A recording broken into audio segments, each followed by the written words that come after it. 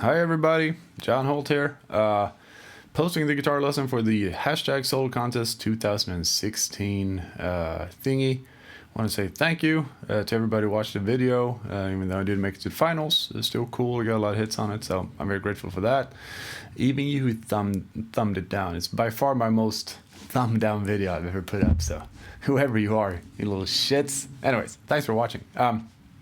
Also, thanks to John Brown for putting the track together, and Mione's Mesa Boogie, Groove Gear, is that how you say it? Bare Knuckle Pickups, Line 6, I think those were it. So thank you guys, it's been a fun ride. So anyways, I'm gonna go over the solo. There should be a link down here-ish where you can download the tab for it, so you don't have to sit and transcribe everything. Yeah, let's just get to it, I guess. Also talk a little bit about what I'm thinking and how I go about constructing my solos, fun stuff like that. So pull up the tab, and let's get to it. And here, as you can see, I've dressed up for the occasion. You know, very important internet videos, that you look your best. It's not like I just got out of bed and started doing this.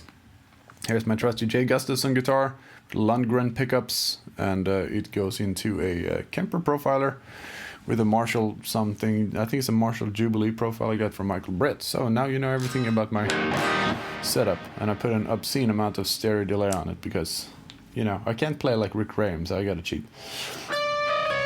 Here's how it starts, and I got a coil tap on my guitar, so the first part, it's all on the same sound, it's just the first part is on the single coil. So here's the first lick,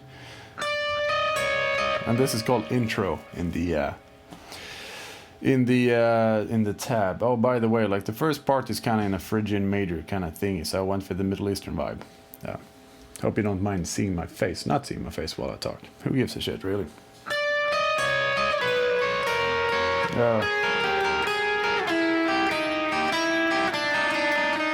So I'm going for a lot of dissonance.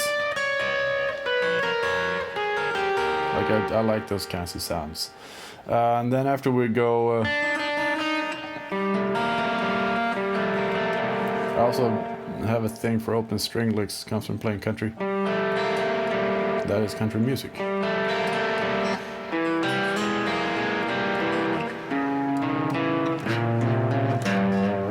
And that's basically the intro thing. And then we get to what is called, I believe, lick 1. This would be A on the chart. That should be B, but I messed up farther down, so instead of having to redo the whole thing. Here's the first thing I'm playing.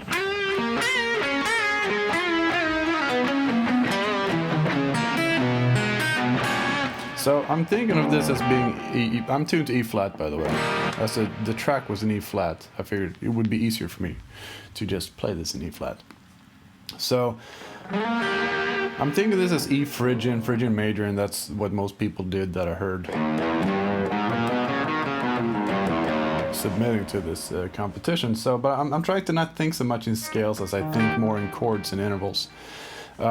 I looked at the guitars as intervals always, and different intervals have different kind of flavor or tension. So if I want to create the Middle Eastern flavor, I know which intervals to use.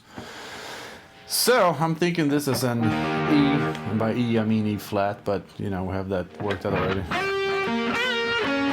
So this is really just based around an E7 chord that I use the flat 9 in. Oops. And all these like micro bendy things also creates a Middle Eastern vibe.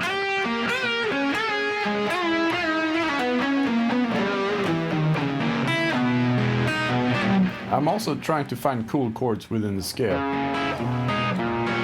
I find if you think in scales, you end up playing this. You know, and that's cool for certain things, but I think a scalar approach is much less musical, so I try to find cool chords and cool melodies. So this would be a diminished, this is an A minor really over C. Also I'm chicken picking a lot of this string skipping stuff, so pick, middle finger, ring finger.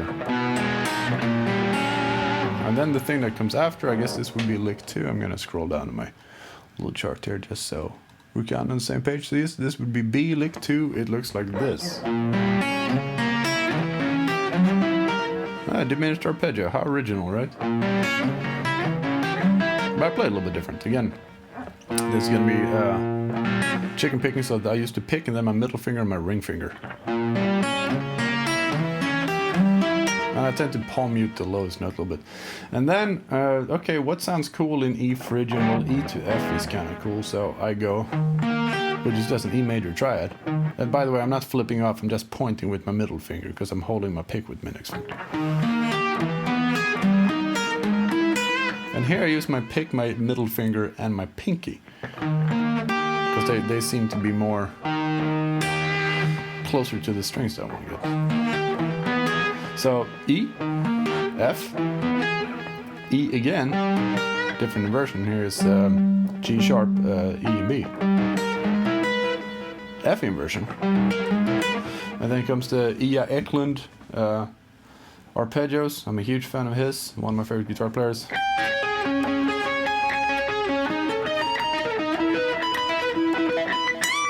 So it starts off as this is really an E7 arpeggio.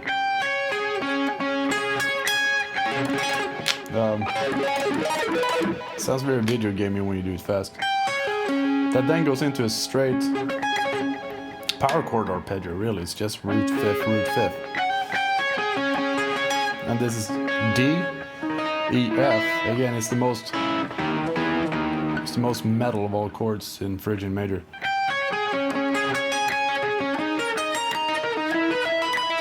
And this is, of course, sweep picking.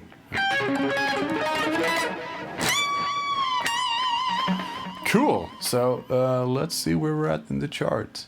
It's hard for me to read, but so that was okay. So that was lick 2. That was B. No, it wasn't. Just kidding. That was lick 3. Holy moly. Okay, cool. So here is now we're on lick 3. I can't even read my own chart. I hope you have better luck reading it than I do. Here's my little legato thing. 2 things. 1, I love Tom Quayle. I think he's freaking amazing, and I want to be able to play legato like he does, but I can't, so I half-ass it instead. 2, I make what I call like a quasi-pentatonic out of most things, meaning I like the 2 notes per string thing. I heard Bumblefoot do this. He was guest soloing on some pirate metal song, and it's just the coolest thing I've ever heard, and I was like, hey, this is awesome. So I started making like 2 note per string scales out of everything. So this pattern, let me actually show you what I'm thinking first. Again, it's all Phrygian major. But I've made a scale, instead of playing scale like the guy at Guitar Center, I played, oops. I think that's what I'm doing. So, and then I just kind of create a pattern out of that, being, also I'm chicken picking this, so it's going to be a lot of pick and middle finger going on.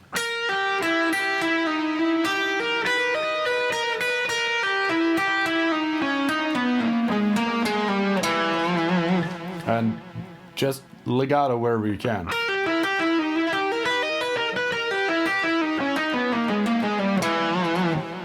Next thing, it's a little arpeggio.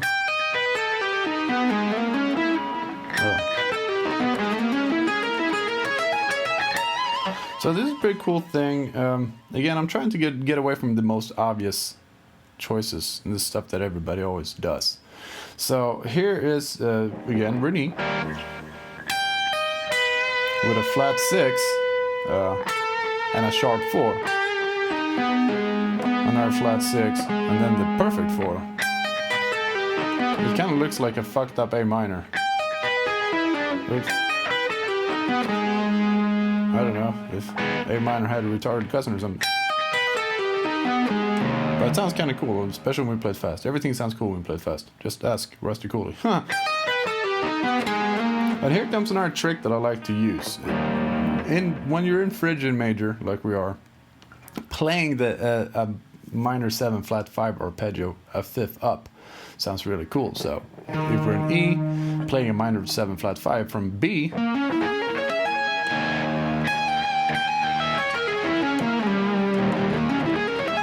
it gives you a lot of really cool notes. So I'm just doing that. This is also kind of a Marty Friedman trick. I'm sequencing it a little bit. And notice how I put the sequence everywhere that makes it easy to pick. My picking hand is shit. My left hand is alright. You know, this guy usually gets by, but this hand has been been a burden my whole life. So I tried to make it easier for this guy. So the whole thing is this.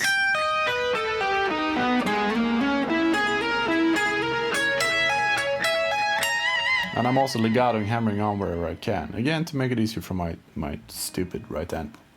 Then we have a little bit of Yngwie stuff going on. Though Yngwie would probably play it. Problem is, if you play it like that, you sound like Yngwie, and I want to sound like me, even if I borrow from him from time to time. I am Swedish after all.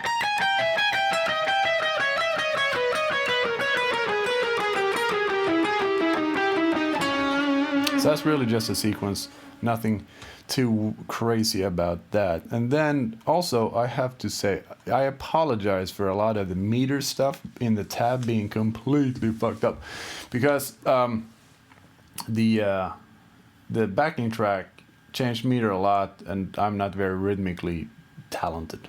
So a lot of times I'm just playing over the phrases or over the changes, and sometimes I'm trying to nail like the important steps of it.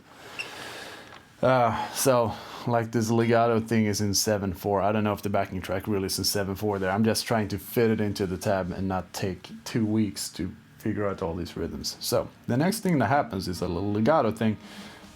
Again, I just want to be like Tom Quayle, but I can't. Let me see if I'm doing this right. Yeah, something like that. So again, it's Spanish Phrygian for the most part.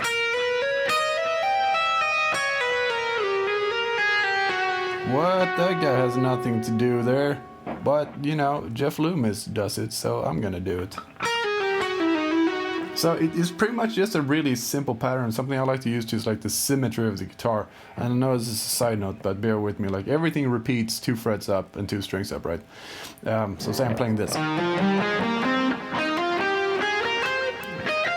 if I had another string going up, or if I start lower. That's like one of the big good things about guitar, that's so symmetrical. So I tend to use that a lot. So instead of learning all these complicated patterns, I learn one pattern or two, and then I just move it to where it repeats. And it saves me a ton of headache and gives me more time to play video games. So here's the whole legato thing.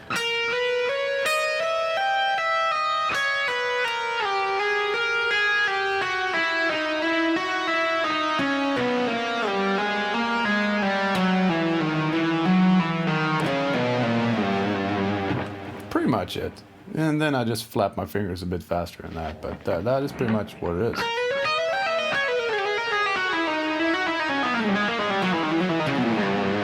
Cool. Now we go into the second part of this solo. Let me see where I'm at in the chart, just so I can tell you where I'm at. Okay, so I'm right now at lick 6. I think it says F.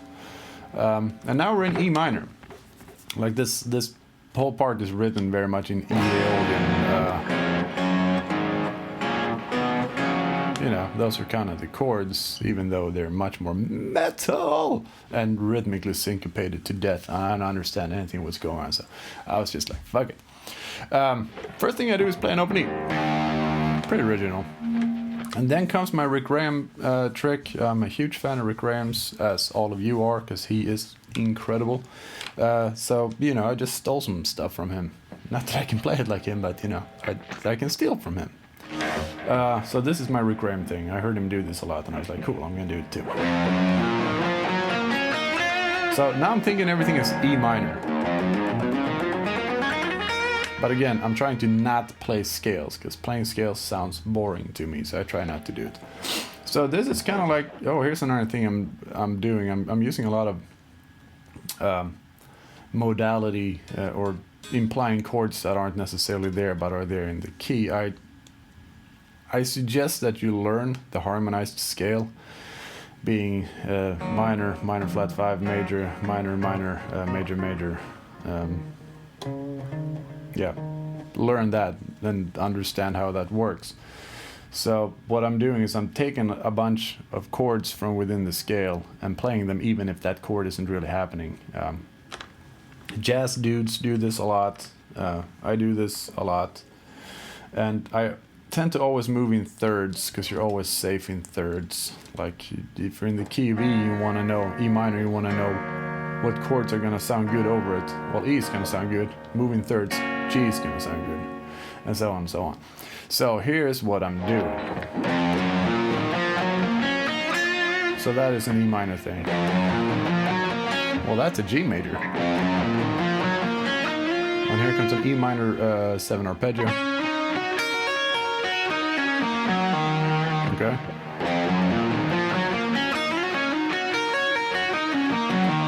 Sweep whenever you can, legato wherever you can. It's all implied in the tab.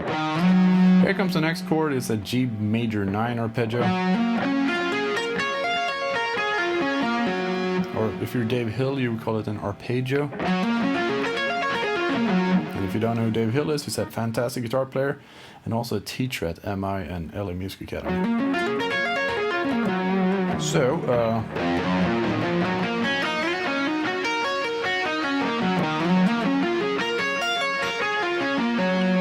then I'm going to move this up to B minor and play a B minor 7 arpeggio.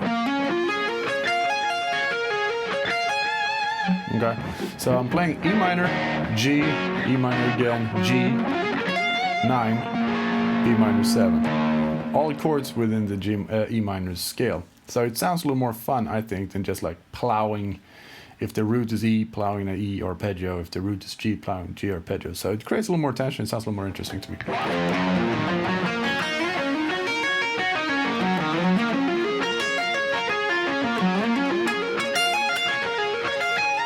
And I think in the backing track at this point we made it up to C because it's like a ascending chord progression. So I'm playing a G over it because I think that sounds cool. And then a C, sorry. Then a D. So everything I'm playing is in the E minor scale. E minor, G, E minor 7, G major 9, B minor 7, G again, C major 7, C major to D major. And then a bend and some long notes, because after all that shredding nonsense, we need to rest our ears a bit. And here comes more dissonant stuff, because I think dissonant stuff is cool. Now we are now at lick 7, that would be G, so... And again, this is just me trying to find cool chords within E minor. Everything is diatonic, that is, everything is within the same scale.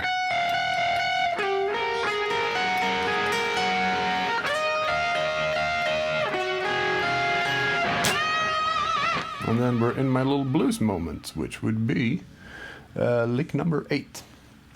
And this actually I stole from Nick Johnston, who stole it from Stevie Ray Vaughan. I was watching a video with Nick, and he was like, yeah, here's my Stevie Ray Vaughan trick. And I've heard Stevie Ray do it a million times. I just never bothered figuring out what the hell it was. So thanks, Nick.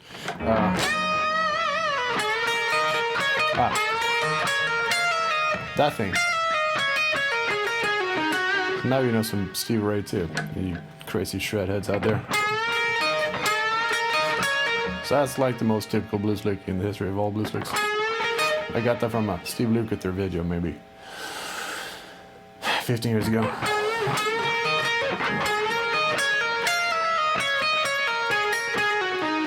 And here I'm also chicken picking a lot. Here comes the next lick, and this one I actually came up with myself, imagine that.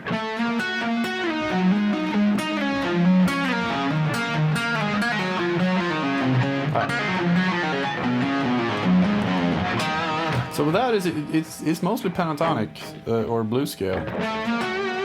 But instead of playing it like everybody else does, you know, as a Guitar Center guy, I'm trying to do this. So far, just blues scale.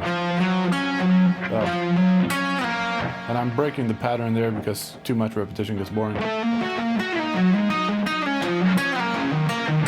And then comes pretty much like a Brad Paisley thing or a Brent Mason thing. But in minor, so it's metal, they would probably play it like as a country thing. But now we're playing metal, so we gotta do something else. And here I'm plucking the top note with my middle finger.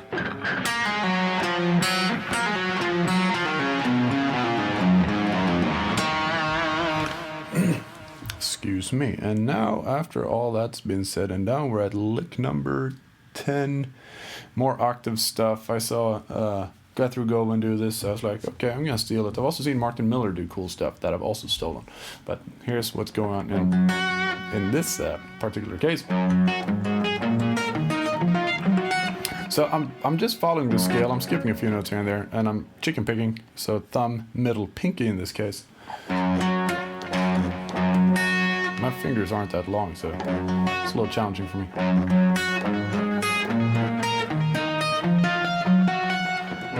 And then when I land on this C, it just so happens to land on the C in the riff, so it sounds like I know what I'm doing. This happens to land on the D. Alright, now we're in the tapping lick that made everybody lose their shit online. And we are on lick number... Okay, octaves, octaves, octaves. This is lick number 11, I believe, yes. So what I'm doing, I'm hammering on an octave with my left hand, and then I'm tapping an octave with my right hand. You know, having played a lot of piano when I was a kid, this whole tapping thing kind of made sense to me. But because I'm an idiot and I don't work on the stuff that I'm good at, I never get really good at it. I was working on alternate picking instead, which I still suck at. So I could have been a really good tapper, but instead I'm a shitty alternate picker. So here we go. And I'm gonna map out an E minor chord. So here's the root of an E minor. That's a fifth. That's a fifth. That's the root. That's a root. That's a minor third. Minor third. Perfect fifth. So it's really just an E minor.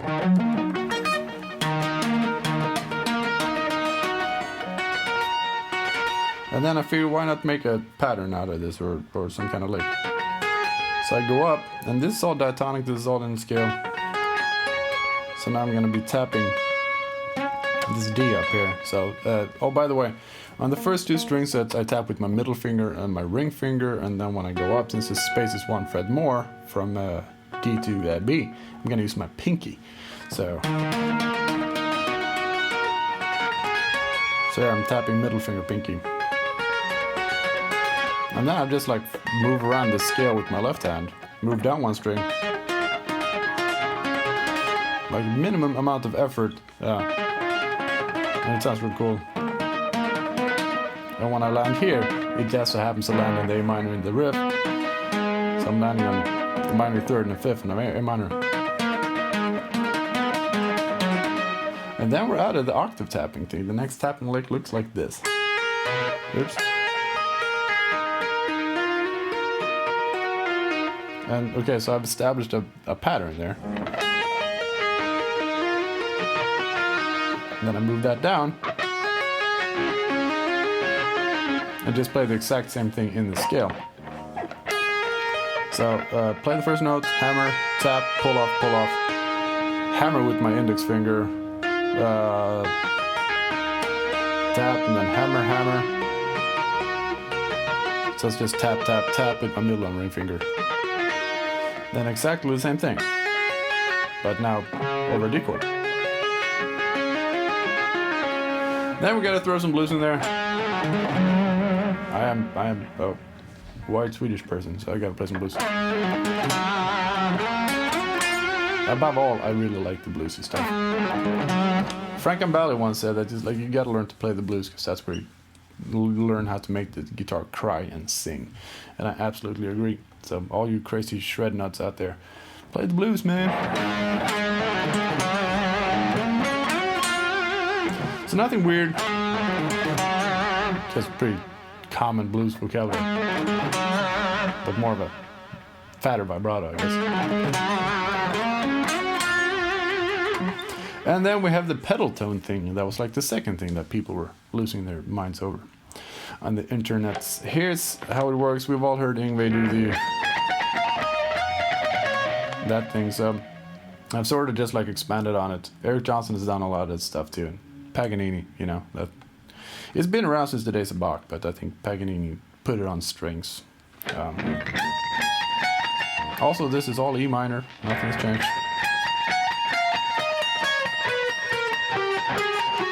Oops, what I'm doing? Okay, that's worse. So, also, as soon as I leave the E string, I'm gonna start to chicken pick. So pick, pluck, pick, pluck, pick, pluck. And here I'm gonna pluck with my ring finger. So that's pick, pluck now. And then when I get to the D string, I'm gonna move up one fret with my pinky. Oops.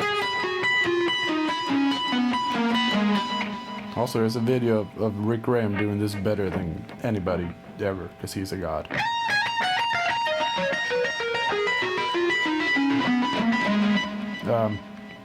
So yeah, I literally just moved down the scale with these fingers, and then I pedal to one note and then go up one note. And I also, as I'm going down in the scale here, I'm keeping the pattern similar, so I have 3 notes on the first string, 2 notes on the next string, and 2 notes on the next string. Like, symmetry is really important when you try to play fast stuff.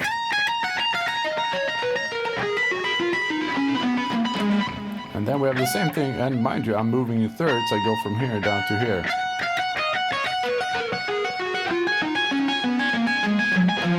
And then we move down. The pattern is exactly the same. I got 3 notes on the first one, 2, 2, and then 3, 3, 2. That's the same on all of them. Then we have a little shredderoonie, because you gotta have some shredderoonie. It is an internet guitar competition after all. Sounds a whole lot like MacGyver, if any one of you watching are old enough to know who MacGyver is. It was somebody. Anyways, I digress. Look it up, MacGyver theme. You'll know what I'm talking about. And this is just straight up alternate picking. And then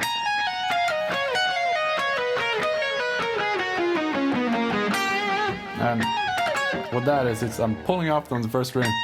Pick, pick, pick.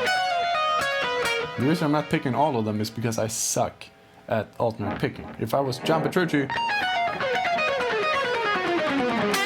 or Jeff Loomis, or Kiko Loureiro, I would probably pick all of it, but I'm terrible at it, so I gotta cheat. So, pull-offs.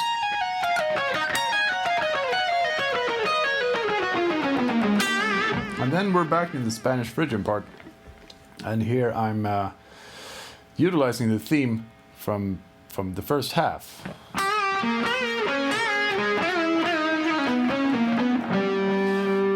Because I figured it would make sense for you to have something to hang up your ear on, something that sounds familiar.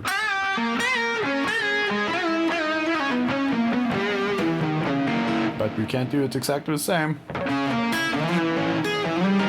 So we gotta change up the chords. The diminished arpeggio is the same. Then we have a D minor. So it's a minor third, root, and perfect fifth of a D minor. Landing on a E major chord again. Very metal and very Middle Eastern to our Western ears.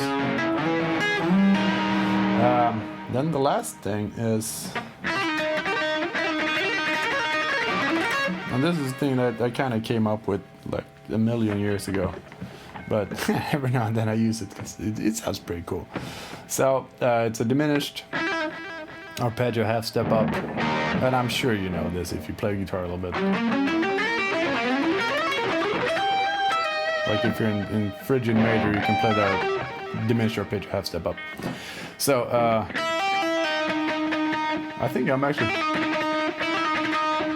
playing this. It's kind of like the way I wrote in the tab. It's that's for 30 seconds, and then you have 3 16th note triplet,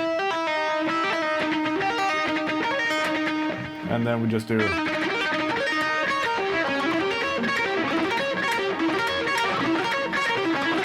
just a diminished arpeggio. I think I'm replaying that bottom note.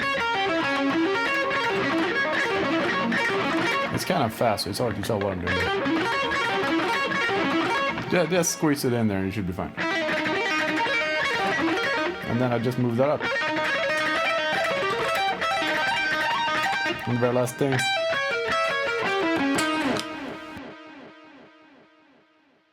And that is it, the whole solo. Hope you liked it. Thanks for watching. Have fun, and see you later.